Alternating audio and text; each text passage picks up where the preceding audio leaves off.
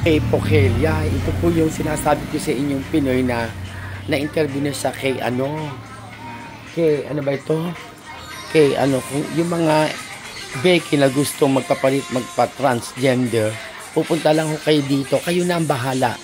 Siya na ho ang bahala lahat. For almost 200,000, di ba? 250. 250, 200,000. So 150 pag may cancel sila, may kasama silang tawag dito, kasama ng ticket nila, nasa 250 lahat ng package nila. Oo. Kasama na yung pagkain nila doon. Pero sa amin, ang kinukuha lang namin is 200,000 lang. Oo. Pero this time, magkakaroon kami ng promotion. See, tignan mo, gusto nyong yung mga nagtatanong sa akin dyan sa Pinas, kung magkano, dito na kayo pupunta, ituturo ko sa inyo ito. Di ba?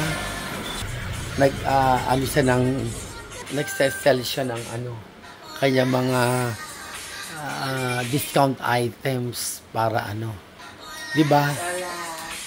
Di ba?